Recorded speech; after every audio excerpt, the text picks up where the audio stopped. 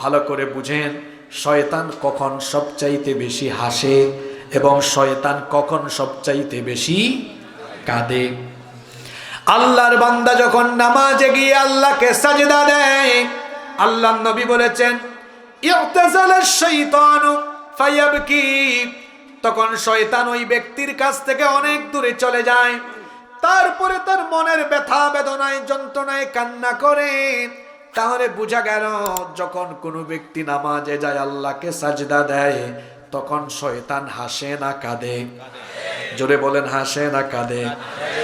এসো কোরআনের ছায়া তোলে সমবেত হই, এসো আল্লাহ রাসূলের অনুগত হই। চোখেরই পলকে তুমি হতে পারো লাশ, চিরতরে বন্ধ হবে তোমারই নিঃশ্বাস, হবে এলান তোমারই নাম মসজিদের মাইকে, হবে এলান তোমারই নাম মসজিদের মাইকে। বাড়িওয়ালা নাই রে বাড়ি নাই রে দুনিয়াতে, বাড়িওয়ালা নাই রে বাড়ি নাই রে দুনিয়াতে, বাড়িওয়ালা নাই রে বাড়ি নাই রে দুনিয়াতে, বাড়িওয়ালা নাই রে বাড়ি নাই রে দুনিয়াতে। মানুষকে যে কোনো কায়দায় সে সাজদা দেওয়া থেকে বিরত রাখবে। কি দেওয়া থেকে? আমি আপনি যেন প্রতিদিন আল্লাহকে সাজদা দিতে পারি, সেজন্য রব্বুল আলামিন একটি ইবাদত আমাদেরকে দিয়েছেন। সেই ইবাদতের নাম কি? সালাত। জোরে বলেন, সেই ইবাদতের নাম কি? সালাত। সালাত হলো সাজদা দেওয়ার জায়গা। আমরা সবাই জানি এই ইবলিস ছিল জান্নাতে, তাকে জান্নাত থেকে বের করে দেওয়া হয়েছে কি না দেওয়ার কারণে? আরো জোরে বলেন, কি না দেওয়ার কারণে? সাজদা না দেওয়ার কারণে সে যেহেতু জান্নাত থেকে বিতাড়িত হয়েছে, তার প্রথম মিশন হলো এই বনি আদমকে সে সাজদা দিতে দিবে না। এই জন্য যত রকমের ষড়যন্ত্র করা দরকার সব রকমের ষড়যন্ত্র সে করে। আশ্চর্যের ব্যাপার হলো আল্লাহর নবী হাদিসে বলেছেন শয়তান কখন হাসে এখন এবং কখন সবচাইতে বেশি কাঁদে। কান খাড়া করে শোনেন দেখি, ভালো করে বুঝেন, শয়তান কখন সবচাইতে বেশি হাসে এবং শয়তান কখন সবচাইতে বেশি কাঁদে। আল্লাহর বান্দা যখন নামাজে গিয়ে আল্লাহকে সাজদা দেয়, আল্লাহর নবী বলেছেন ইয়তাজালাশ শাইতানু ফায়াবকি, তখন শয়তান ওই ব্যক্তির কাছ থেকে অনেক দূরে চলে যায়, তারপরে তার মনের ব্যথা বেদনায় যন্ত্রণায় কান্না করে। তাহলে বোঝা গেল যখন কোনো ব্যক্তি নামাজে যায় আল্লাহকে সাজদা দেয় তখন শয়তান হাসে না কাঁদে? জোরে বলেন, হাসে না কাঁদে? আর যখন কোনো ব্যক্তি আজান হলে পড়ে নামাজে যায় না, আল্লাহকে সাজদা দেয় না, তখন শয়তান খুশিতে আত্মহারা হয়ে আনন্দে সে হাসে। তাহলে এই হাদিস থেকে বোঝা গেল আমরা নামাজে গেলে শয়তান, সবাই বলেন আমরা নামাজে গেলে শয়তান, আর আমরা যখন নামাজে যাই না তখন শয়তান। এবার বলেন দেখি, আপনারা প্রত্যেক দিন 5 বার শয়তানকে হাসাবেন না কাঁদাবেন? এখন চুপ থাকলে হবে না, বলেন হাসাবেন না কাঁদাবেন? রাগ কইলেন না, সত্য কথা তো শুনতে তিতা লাগে। প্যান্ডেলে তো আমি জায়গা দেখতে পাচ্ছি না, ফুলফিল হয়ে গিয়েছেন। ওয়াজ শোনা হলো নফল, কিন্তু নামাজ আদায় করা হলো ফরজ। এখানে আল্লাহর বহু কুতুব আছে, ওয়াজ শুনতে এসেছে, কিন্তু এশার নামাজের সময় শয়তানকে হাসায়া শয়তানকে খুশি করে এসেছে। কি রাগ করলেন নাকি? আমার ফজরের সময় শয়তানকে হাসাবে। আহা, চিন্তা করেন তো, সে কাকে খুশি করে? নামাজে গেলে খুশি হন কে? আল্লাহ। জোরে বলতে হবে, নামাজে গেলে খুশি হন কে? আল্লাহ। আর নামাজ ছাড়লে খুশি হন কে?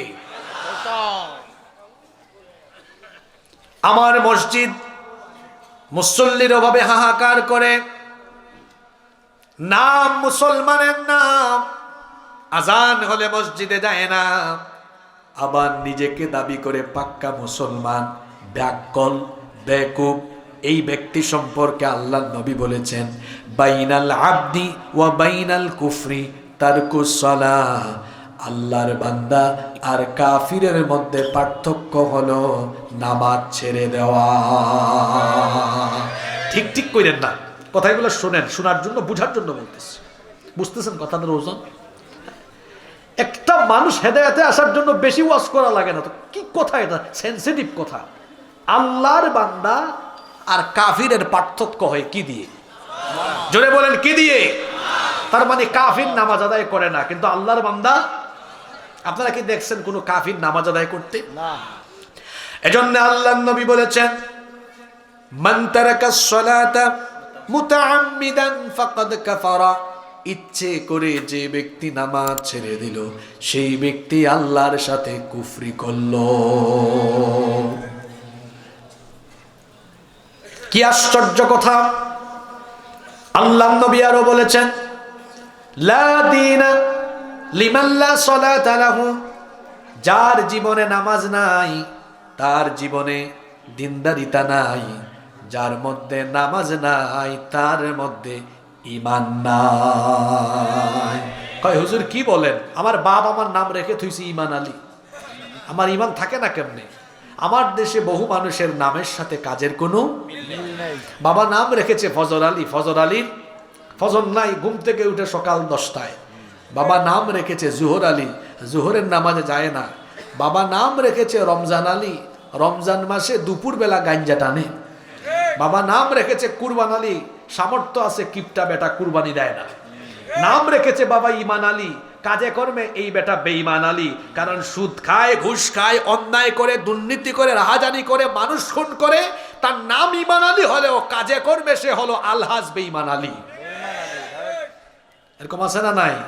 ঠিক ঠিক যে কইতেছেন, নিজের বিবেককে প্রশ্ন করেন, আমার জায়গায় আমি ঠিক আছি কিনা? আপনার 5 ওয়াক্ত নামাজ যায় কেমন? জাতীয় কবি বলেছেন যেমন, কি সুন্দর করে তিনি বলছেন, ঘুমাইয়া কাজা করেছ ফজর, তখনও জাগনি যখন জোহর, হেলায় খেলায় কেটেছে আসর, মাগরিবের ওই শুনিয়া যান, এখনো জামাতে হওরে শামিল, এখনো এর সাথে আছে স্থান, বাজিছে দামামা বাদরে আমামা, শির উঁচু করি মুসলমান, দাওয়াত এসেছে নয়া জামানার, ভাঙা কেল্লা ইউরে নিশান। এই জন্য আমার আপনার জীবনের বাস্তবতা। ঘুমাতে ঘুমাতে আমার ফজর চলে যায়, ফজর পড়ি না। কাজে কর্মের ধান্দায় আমি জোহরের নামাজ আদায় করি না। বিকেল বেলা ঘুমের চোটে কিংবা আড্ডা দিতে দিতে আসর যায়, মাগরিবের সময় তামাশা করতে করতে যায়, এশার নামাজে বাজারে আড্ডা দিতে দিতে যায়, এক ওয়াক্ত নামাজ আদায় করলাম না। এই জীবন ঘড়ির কাঁটা একদিন থেমে যাবে। আপনি কি দেখেন না, আপনার আগে যারা পৃথিবীতে এসেছিল কেউ আজকে নাই। একদিন আপনার জীবনের ঘড়ির কাঁটাও থেমে যাবে, একদিন এই জীবন শেষ হয়ে যাবে। এত সুন্দর শরীর শেষ হয়ে যাবে। এই জীবন হলো এমন তুচ্ছ, এমন নগণ্য। এই জীবনের নাই কোনো ওয়ারেন্টি, এই জীবনের নাই কোনো গ্যারান্টি। যে কোনো সময় এই জীবন ঘড়ির কাঁটা থেমে যেতে পারে, জীবনের প্রদীপ নিভে যেতে পারে। আমরা মারা যাওয়ার পরে কবরের বাসিন্দা হয়ে যাব। একদিন আমরা কবর থেকে উঠে হাসরের ময়দানে রবের সামনে দাঁড়াবো, রব আমাদের বিচার আরম্ভ করবেন। এই ব্যাপারে কি আমাদের কোনো সন্দেহ আছে নাকি? কিয়ামতের ময়দানে আমাদের রব যখন বিচার আরম্ভ করবেন, সর্বপ্রথম তিনি আমার কাছ থেকে, আপনার কাছ থেকে যে আমলের ব্যাপারে হিসাব চাইবেন, সেটা হলো সালাত। আল্লাহর হাবিব বলেছেন, ইন্না আউওয়ালা মা ইউহাসাবু বিহিল আবদু ইয়াউমাল কিয়ামাতি মিন আমালিহি সালাতি। নিশ্চয়ই কিয়ামতের ময়দানে বান্দার কাছ থেকে প্রথম যে আমলের হিসেব চাওয়া হবে সেটা হলো বান্দারে নামাজ নামাজ নামাজ আদায় করেছো কিনা। কি জবাব দিবেন আমাকে বলেন তো, বলেন আমাকে, আপনি কি জবাব দিবেন বলেন আমাকে। ফজরের সময় আপনি ঘুমিয়ে আছেন, ব্যাককল, এই যে ঘুমিয়ে আছে, ইচ্ছে করলে ঘুমের মধ্যে যিনি আমার আপনার জীবন প্রদীপ নিভিয়ে দিতে পারেন তিনি কে? কেমন করে ঘুমাও তুমি, কেমন করে ঘুমাও তুমি, ফজর করে কাজা, এমন তো হতে পারে জোহরে জানাজা। ঠিক ঠিক বলিয়েন, দেখেন আপনি কি ঠিক বলবেন, আপনি বললেও ঠিক, না বললেও কোরআন হাদিসের কথা ঠিক। ঠিক ঠিক আমার সামনে কইরেন না, হৃদয় দিয়ে কথাগুলো বুঝেন। এই যে আমাদের নাহিদ ভাইরা লক্ষ লক্ষ টাকা খরচ করে পেরেশানি করে মাহফিলটা আয়োজন করেছে, কেন করলো বলেন তো? আমার আপনার জীবনটা যেন কি হয়, পরিবর্তন হয়, বেনামাজি যেন নামাজি হয়। ও আমার 18, 20, 22, 25, 26 বছরের তরুণ যুবক ভাইয়েরা, যৌবন আর তারুণ্যে ঘেরা এই উন্মাদনা আপনি তামাশা করে শেষ করে দিচ্ছেন। ভাই আপনি নামাজে আসেন না, মনে মনে আপনি চিন্তা করেন এখন কি আমার নামাজের টাইম নাকি? চুল দাড়ি সাদা হোক, আমি বুড়া হই, হাতে লাঠি নেই, তারপরে আমি নামাজে আসব। ও আমার ভাই, আমি বুড়া হব এমন কি কোনো নিশ্চয়তা আছে নাকি? পৃথিবীতে আসার সিরিয়াল আছে কিন্তু যাওয়ার কোনো সিরিয়াল। যে কোনো সময় যে কারো জীবন চলে যেতে পারে, চোখের পলকে আজকাল মানুষ আমাদের সামনে চলে যায় কি যায় না? এসো কোরআনের ছায়া তলে সমবেত হই, এসো আল্লাহ